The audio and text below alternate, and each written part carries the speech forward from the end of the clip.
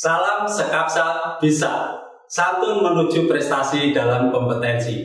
Baiklah pelajar Sekapsa, pada mata pelajaran simulasi dan komunikasi digital kelas 10 semester 1 hari ini kita akan membahas masalah bagan alir atau flowchart. Untuk selanjutnya silahkan simak video yang akan saya berikan pada materi hari ini. Assalamualaikum warahmatullahi wabarakatuh. Pelajar Sekapsa yang saya cintai, mari kita simak materi flowchart pada mata pelajaran simulasi dan komunikasi digital.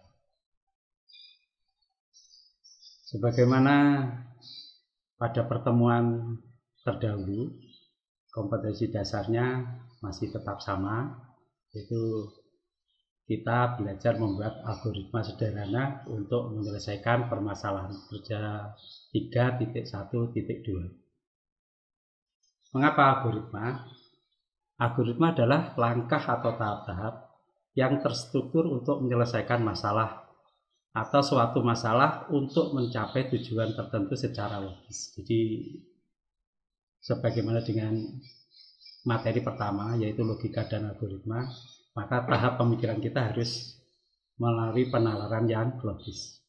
Kemudian algoritma bisa digunakan untuk menjelaskan runtunan penyelesaian masalah secara diagram alir atau bisa menggunakan flowchart. Mengapa flowchart? Karena flowchart itu mempunyai simbol-simbol atau bagan yang standar. Jadi kita tidak boleh ngarang sendiri, tidak boleh. Seperti terminator, ya seperti itu bentuknya. Kemudian yang kedua, mengapa kita pakai flowchart? Kita simple, lebih simple dan lebih sederhana. Kemudian yang ketiga, bisa menggunakan bahasa yang mudah kita pahami. Kalau kita pakai bahasa Indonesia, ya seluruh instruksi yang kita berikan harus menggunakan bahasa Indonesia. Dan yang keempat adalah rapi, mudah dibaca. Flowchart ada beberapa jenis, yaitu ada bagan alir dokumen, ada bagan alir skematik, ada bagan alir program, dan juga ada bagan alir proses. Pada bagan alir dokumen, itu pengertiannya bagan alir dokumen atau disebut dengan bagan alir formulir atau paperwork. Flowchart merupakan bagan alir yang menunjukkan arus dari laporan dan formulir tersebut tembusan-tembusannya. Kemudian untuk skematik sama, bagan alir skematik juga merupakan sebuah bagan alir yang mirip dengan bagan alir sistem. Ya, saya jelaskan lebih lanjut. Kemudian kita mengenal juga ada flowchart yaitu program, di mana flowchart program ini biasa digunakan oleh bahasa-bahasa pemrograman, terutama orang-orang yang berada di IT, karena bagan ini dapat terdiri dari dua macam, yaitu bagan alir logika, program-program logik flowchart, dan bagan alir program komputer terinci atau detail computer program flowchart. Nah, proses pembuatan flowchart adalah sebagai berikut. Yang pertama, dokumentasi proses bagan alir dapat digunakan untuk mendokumentasikan proses menjadi lebih terorganisasi dan baik. Jadi flowchart itu ada alasan mengapa kita harus pakai flowchart, itu yang pertama. Yang pertama adalah dokumentasi proses bagan alirnya dapat digunakan untuk mendokumentasikan proses menjadi lebih terorganisasi dengan baik. Dan yang kedua, merupakan petunjuk untuk memecahkan masalah. Jadi runtunan langkah dari yang umum menuju yang khusus atau sebaiknya atau sebaliknya, mohon maaf, itu semua bisa kita gambarkan melalui flowchart. Kemudian yang ketiga, sedikit ada masukan dari program pemrograman, yaitu bagan alir dapat digunakan untuk menggambarkan garis besar program yang akan kita buat. Jadi itulah alasan-alasan mengapa kita dalam menyelesaikan algoritma bisa menggunakan flowchart atau bagan alir. Kemudian yang keempat, mengkomunikasikan, mohon maaf, hal-hal yang sangat prosedural. Teknik pedoman menyusun flowchart. Jadi di dalam penyusunan flowchart sebenarnya tidak ada kaidah yang baku. Flowchart atau gambaran hasil analisa suatu masalah. Yang jelas itu, kemudian flowchart dapat bervariasi antara satu program dengan pemrogram lainnya. Nah, untuk pedomannya, ini ada 3 hal yang saya simpulkan. Yang pertama, hindari pengulangan proses yang tidak perlu dan logika yang berbelit-belit. Jadi simpel saja. Itu yang pertama. Kemudian yang kedua, jalannya proses digambarkan dari atas ke bawah dan diberikan tanda panah untuk memperjelas arusnya. Jadi jelas arus proses mulai dari start atau mulai dan seterusnya sampai pada tampilan kemudian selesai. Dan kemudian yang ketiga, sebuah flowchart diawali dari satu titik start, nah ini yang penting, dan diakhiri dengan end, maksudnya selesai. Kalau suatu flowchart tidak ada awal dan akhirnya, ini akan ngambang, dan yang membaca sendiri bingung. Ini flowchart mau dibawa kemana penyelesaian masalahnya. Simbol flowchart, jadi saya simpulkan menjadi 3. Flow direction symbol digunakan untuk menghubungkan simbol satu dengan yang lain atau disebut dengan connection line. Kemudian yang kedua, processing symbol menunjukkan jenis operasi pengolahan dalam suatu proses. Di processing symbol nanti bentuknya bagaimana bisa kita lihat. Kemudian yang ketiga, input output. Nah ini kita memberikan gambaran simbol yang digunakan untuk input dan output, tentunya simbolnya sama. Ini menunjukkan jenis peralatan yang digunakan sebagai media input atau output. Nah, ini kita menginjak selanjutnya pelajar Sekapsa yang saya cintai. Flow direction symbol itu bentuknya seperti itu. Itu ada tanda panah. Itu flow direction symbol, yaitu yang menjelaskan tentang hubungan setiap langkah dalam flowchart dan menunjukkan kemana arah aliran program dibuat. Kemudian ada konektor on peak referensi. Nah ini yang tandanya bulat seperti bola, seperti lingkaran ini. Simbol konektor ini adalah digunakan untuk berhubungan dengan flowchart yang lain selama masih dalam satu halaman. Ya, nanti kalau kita membuatnya tidak cukup bisa di sebelahnya, tapi satu halaman. Diawali dengan konektor on peak referensi. Kemudian ada di sebelah kirinya satunya lagi konektor off peak referensi. Di simbol ini digunakan untuk menghubungkan suatu langkah dan langkah lain dalam sebuah flowchart. Ya, lain halaman, mohon maaf itu salah dalam saya menulis, mungkin itu bukan masih satu halaman tapi lain halaman. Di off-peak digunakan sebagai titik temu penghubung satu langkah dari off-peak dan biasanya terdapat pada halaman yang berbeda. Jadi mohon maaf ada beberapa salah ketik. Nah ini simbol processing, simbol proses. Yang pertama adalah kotak persegi panjang yang ada tulisan proses. Ini untuk menyatakan proses algoritma yang kita gunakan, yang akan digunakan, hingga ada proses pengerjaan di sana. Kemudian manual operation, bentuknya bisa segi part yang seperti separuh jajaran genjang ini ya.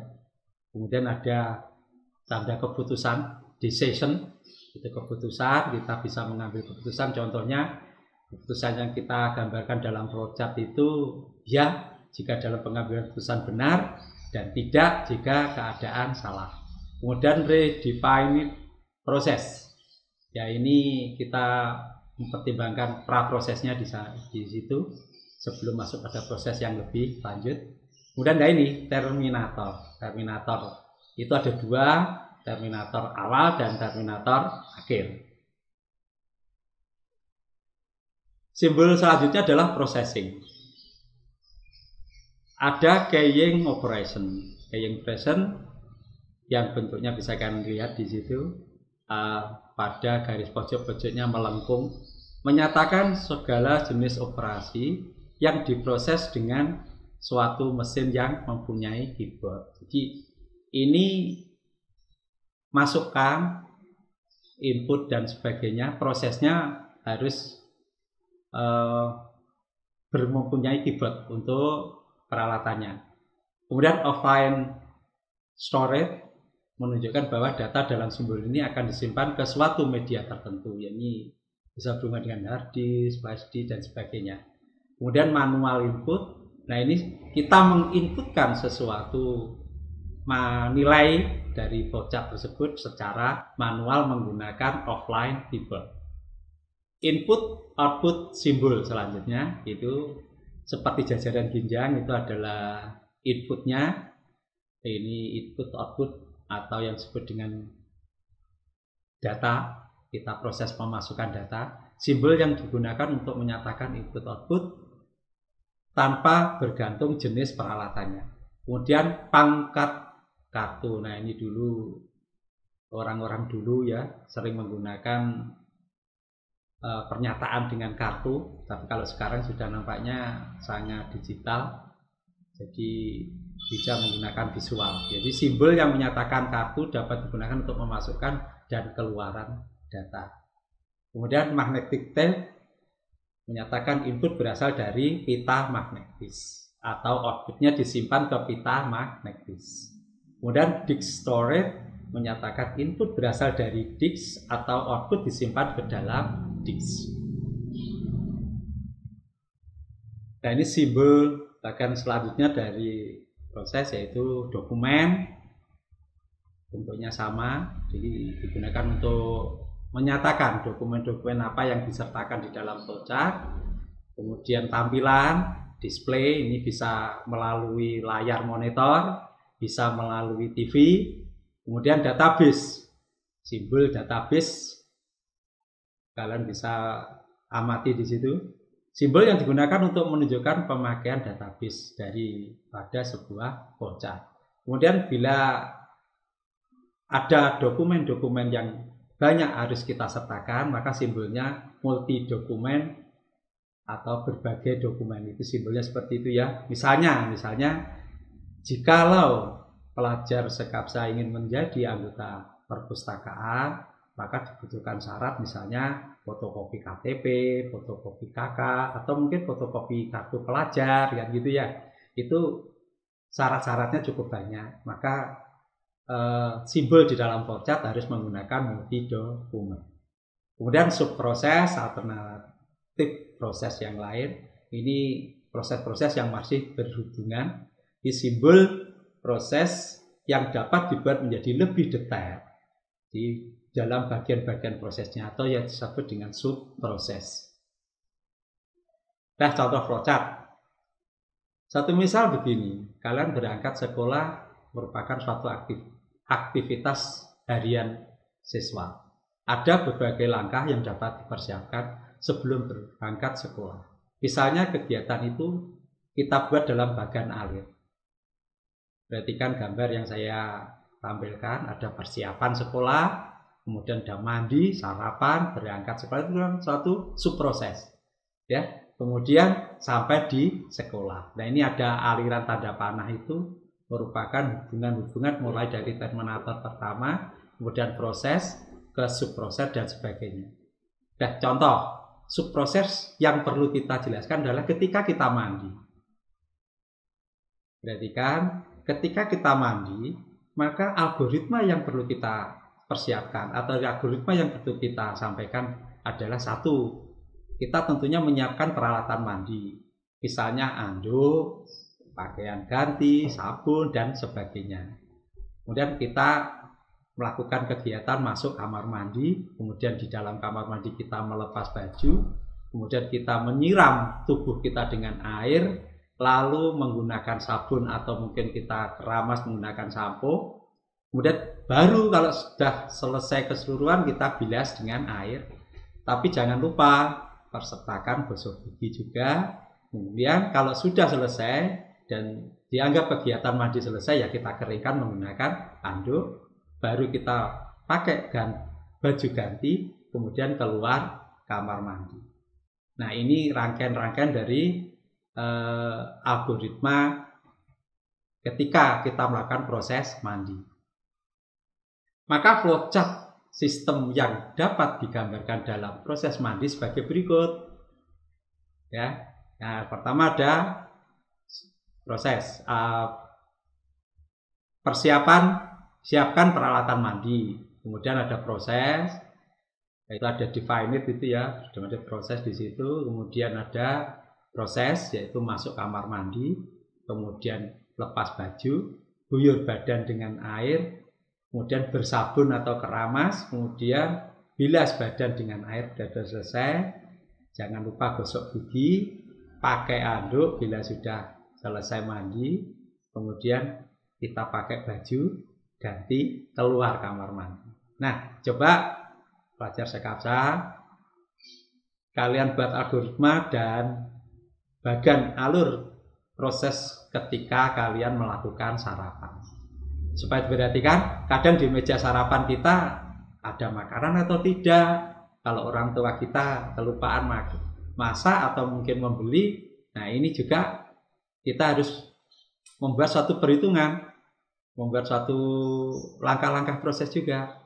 Jika tersedia, maka sarapan dapat kita mulai makan. Jika tidak, maka tindakan yang kita ambil, kita bisa masak sendiri atau beli melalui GoFood yang sekarang sedang musim. Nah, siapkan kertas untuk pembuatan bagan alur proses ketika kita sarapan. Nah, pembahasannya sebagai berikut. Perhatikan bagan alur yang saya tampilkan. Bagan alur proses sarapan. Pada proses kita siap di situ, periksa makanan di meja. Kemudian kita ambil satu keputusan. Bila mana sarapan tersedia, jawabannya ya. Kalau ya, ya langsung aja sarapan. Ya. Kemudian kalau tidak, bagaimana? Kita baca dulu keputusannya. Masak dulu. Nah, di dalam masak ini pun sebenarnya juga ada pertanyaan. Bahannya ada enggak? Kalau ada, kita bisa masak. Bila sudah selesai, langsung sarapan. Selesai. Kemudian bila tidak, bagaimana? Kita bisa membeli sarapan atau kita pesan melalui GoFood. Bila bahan tersedia, tadi saya sampaikan, ya bahan ada, misalnya kita buat sarapan, kita masak maksudnya, ya setelah selesai masak ya langsung sarapan. Bila mana tidak, ya kita tidak sarapan.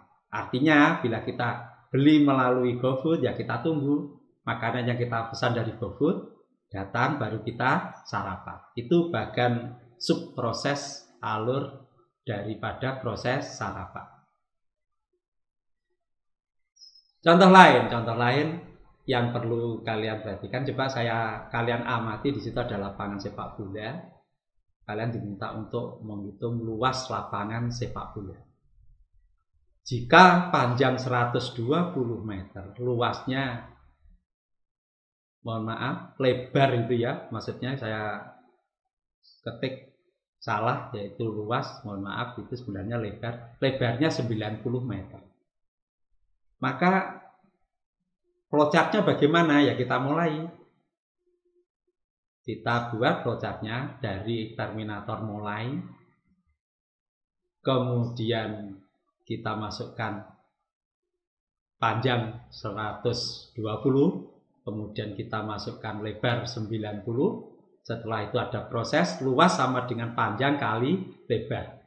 Setelah itu kita tampilkan outputnya. Tulis luas. Kemudian selesai.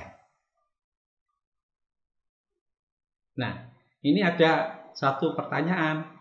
Bagaimana membuat flowchart untuk menghitung luas bila mana panjang tidak diketahui, kemudian luas juga tidak diketahui.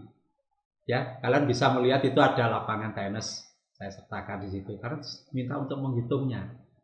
Ya, kemudian ada lapangan basket. Kalian bisa membuat algoritmanya, kemudian bisa dibuat bagan alirnya. Sama bagan alirnya, dari mulai kita membuat input, yaitu baca panjang dan baca lebar.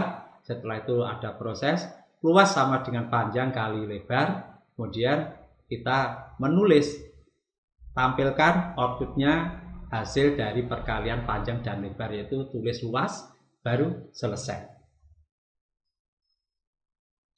Contoh flowchart selanjutnya, yaitu kita diminta memperhatikan kira-kira flowchartnya bagaimana ya algoritma daripada pembacaan lampu traffic light. Ada merah, ada kuning, ada hijau.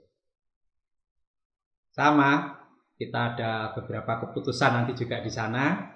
Kita mulai dari terminator mulai, kemudian kita masukkan input baca warna lampu. Ya, karena ada 3 warna lampu, maka kita membaca flowchartnya harus jelas. Warna lampu kita baca dulu. Nah, bila mana lampu berwarna merah, bila salah, maka ada keputusan lagi. Bila mana lampu berwarna kuning, maksudnya ya itu juga, mohon maaf, saya salah mengetik lagi, itu harusnya kuning. Kemudian bila salah berarti hijau yang tampil. Kalau hijau yang tampil berarti keterangannya adalah jalan. Ya, tampilkan keterangan jalan, yaitu tulis output yang keluar. Nah, sekarang kita kembali ke warna merah. Bila mana warna merah benar, maka tindakan yang kalian lakukan adalah berhenti. Bila mana warna tampil kuning, maka tindakannya adalah hati-hati. Jadi sebelum kalian jalan atau sebelum kalian berhenti, maka hati-hati. Ya, kemudian flowchart yang terakhir, mohon maaf, simbol yang terakhir adalah terminator selesai atau akhir. Nah, di sini bagaimana cara kita membuat flowchart. Para pelajar Sekapsa sekalian, ada beberapa software yang sangat relevan kita gunakan untuk belajar membuat flowchart dan analisa program algoritmanya. Antara lain yang pertama, kalian bisa menggunakan Microsoft Office dan Visio. Dalam Microsoft Office sudah disediakan utilitas untuk membuat diagram alir. Perintahnya ada di insert, kemudian masuk ke shape. Nah, di situ ada utilitas flowchart, silahkan dipakai. Nah, nanti kita akan belajar membuat flowchart menggunakan Microsoft Excel. Sekalian dengan proses penghitungannya. Ini sangat sederhana sekali. Nanti saya tunjukkan bagaimana kalian bisa membuat flowchart menggunakan Microsoft Excel dari penghitungan luas persegi panjang. Setelah itu cobalah kalian berlatih. Sekalian menghitung luasnya bagaimana dengan menggunakan rumus-rumus yang ada di Excel. Kemudian yang lain, ada program Flowgorithm, yaitu kalian bisa download. Ya, tinggal cari aja di Google, kemudian download dan selesai. Baiklah pelajar Sekapsa, marilah kita bersama belajar membuat flowchart sangat sederhana dengan menggunakan Microsoft Excel. Coba perhatikan di layar yang sudah tertera, kita ambil atau kita aktifkan Microsoft Excel dari desktop kita. Ya, ini tampilan awal dari desktop, kemudian kita klik blank. Baiklah, ini lembar kerja Excel sudah terbuka. Mari kita belajar membuat flowchart dengan sangat sederhana. Kita memanfaatkan utilitas yang ada di Microsoft Excel. Yang pertama, klik Insert, kemudian kalian pilih Save. Nah, ini di dalam Save ada beberapa utilitas, yaitu Recently Used Save, Line, Rectangle, Basic Save, block arrow, kemudian equation, ada flowchart, start and banner, kemudian ada call out. Nah, yang kita pakai adalah flowchart. Jadi kita akan belajar membuat flowchart atau Baganalir dari sebuah algoritma di mana kita diminta untuk menghitung panjang luas persegi panjang. Kita gambar dulu, kita klik insert, kemudian klik save, kita pilih persegi panjang, misalnya ini saya buat berwarna biru. Kalian ingin membuat warna yang lain boleh, misalnya kita beri warna merah atau hitam, silahkan, tapi bebas. Nah, ini saya beri warna biru, kemudian lain tidak saya setting. Kemudian saya masukkan beberapa keterangan. Yang pertama kita masukkan di sini adalah panjang. Ini adalah panjangnya. Kemudian kita text box lagi, kita ambil, kita ketikkan lebar.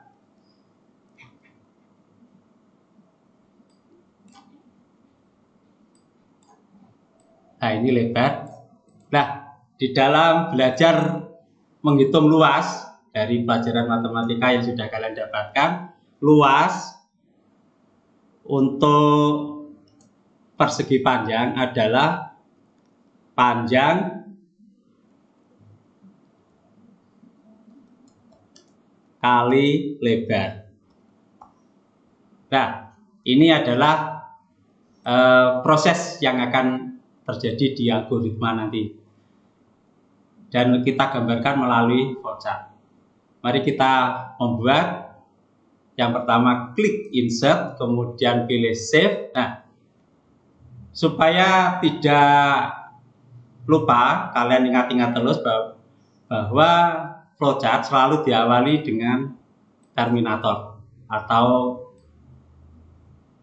pemulaan. Nah, kita gambar, kita bisa men-setting di sini.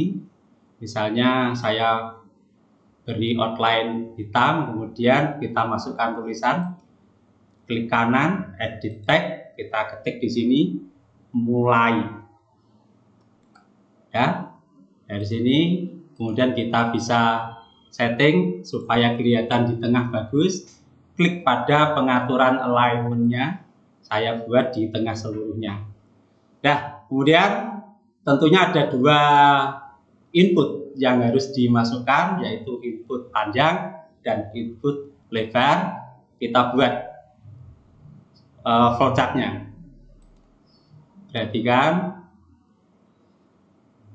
masuk pada save, kita berikan input dulu. Nah, ini ada input data, saya masukkan. Nah, ini bentuk jajaran jenjang sebagai input. Kita buat outline hitam, kemudian kita masukkan tag edit text, kita masukkan ini panjang. Maksudnya kita masukkan nilai panjang di sini nanti berapa nilainya. Nah, ini ya. Kemudian kita setting supaya tepat di tengah. Ya. Kemudian kita inputnya ada 2 kali. Kita copy saja. Ctrl C, Ctrl V sebagai paste. Kemudian kita tarik ke bawah, tulisan panjang ini kita ganti lebar. Nah, untuk sementara ini belum saya hubungkan dengan garis prosesnya ya. Jadi masih kita memasang simbol-simbolnya. Kemudian setelah ada lebar kita ketik, kita harus masukkan proses penghitungannya. Kita masuk ke insert save, kemudian pilih flowchart yang berupa proses. Nah, ini ada proses yang berbentuk 4 persegi panjang ini. Nah, seperti ini. Sama kita berikan outline hitam, kita klik kanan, kemudian edit text, kita ketik di sini luas sama dengan panjang kali lebar. Nah, ini nanti penghitungannya ada di sini, ada di proses ini. Ya, kita ratakan dulu, kita edit dulu alignmentnya, kita samakan di tengah. Nah, kalau sudah, tentunya ada output. Ya, kalau sudah ada penghitungan, nah, kita memerintahkan komputer untuk menampilkan hasil hitungan. Kita buat flowchartnya, yaitu sama dengan proses tadi. Jadi kita masuk lagi ke flowchart, kita ambil proses input, yaitu output keluarannya berupa hasil daripada luas panjang kali lebar. Yang ini kita sudah buat, kemudian kita buat outline hitam, kita edit text. Dari sini tampilkan luas. Nah, maksudnya kita menampilkan hasil penghitungan daripada proses panjang kali lebar. Nah, sebenarnya sesederhana ini. Nah, ini karena ada mulai, karena hukumnya flowchart harus ada mulai dan ada selesai, maka kita buat terminator lagi di bawah, kita kopikan aja, klik Ctrl C, kemudian Ctrl V, kita pindah di sini. Nah, ini kemudian kita edit tulisannya mulai menjadi selesai. Nah, kalau sudah seperti ini, kita menghubungkan gunakan arrow atau garis panah untuk saling berhubungan. Kita bisa membaca dan mengerti mulai, kemudian ada input panjang, input lebar, luas sama dengan panjang kali lebar, kemudian tampilan luas, selesai. Nah, ini saya buat garisnya.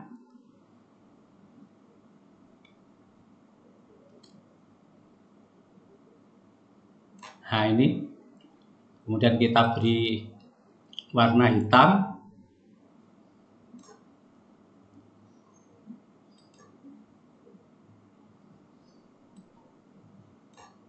Dan kemudian kita copy saja nanti garisnya ya. Kita copy, Ctrl C, Ctrl V, 1, jadi kita letakkan di bawahnya. Lagi Ctrl V lagi, kita letakkan di bawahnya, Ctrl V lagi, kita letakkan di bawahnya, Ctrl V lagi, kita letakkan di bawahnya. Nah, ini flowchart sederhana kita sudah jadi. Nah, yang jadi permasalahan adalah kalau kita diminta untuk membuat bagaimana penghitungannya, maka kita harus mengetahui nilai dari panjang dan nilai daripada lebarnya. Kita tentukan sekalian di sini nilai daripada panjang, misalnya panjang sama dengan 50 misalnya, lebar sama dengan 30 misalnya. Jadi di sini kita mengatakan panjangnya sama dengan 50 misalnya, kemudian di sini lebar sama dengan 20. Nah, ini. Nah, seperti ini. Nah, mari kita membuat program sederhananya dengan menggunakan rumus Excel. Ya, supaya kelihatan bagus, kita setting dulu. Ini. Nah, seperti ini kita siapkan medianya dulu. Ya, kemudian kita klik di luar, kita klik di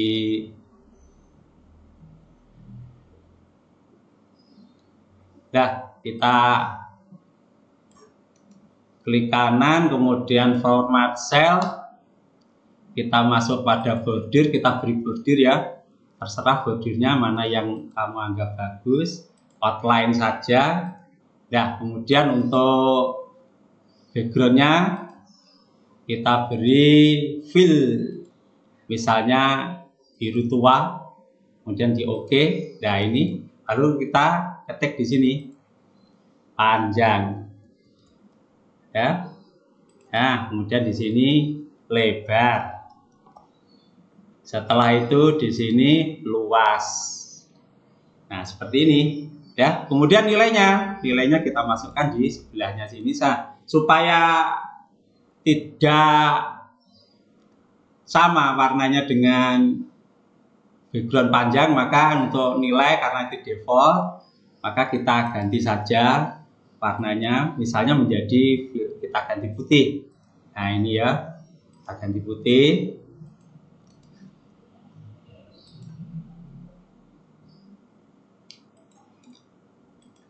Nah, ini kemudian lebar juga sama.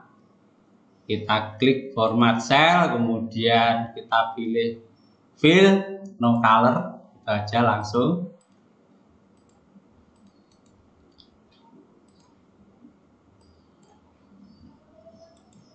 Ya, kemudian untuk luas juga sama. Kita pilih format cell, langsung no color.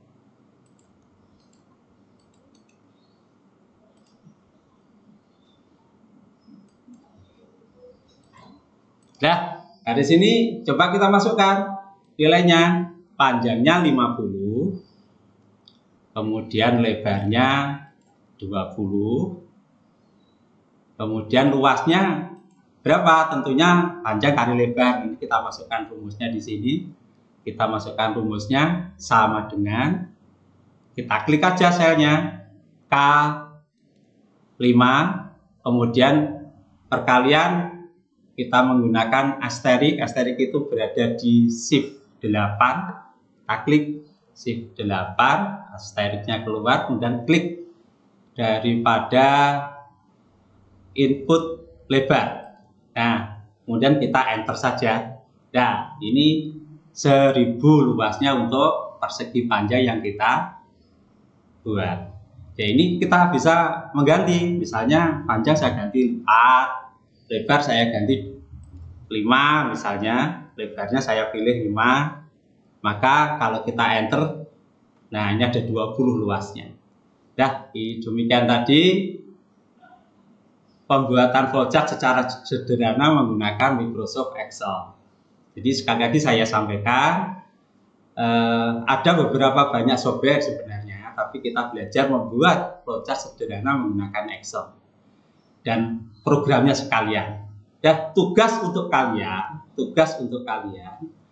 sekali lagi saya tekankan, tolong yang pertama, buatlah program seperti yang saya contohkan ini, yaitu membuat menghitung luas daripada segitiga sama kaki.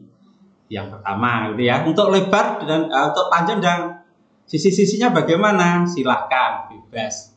Yang penting rumusnya sama. Nah, kemudian flowchartnya juga sama, ada terminator mulai, kemudian input lagi, ada proses, ada outputnya, kemudian ada terminator untuk selesai.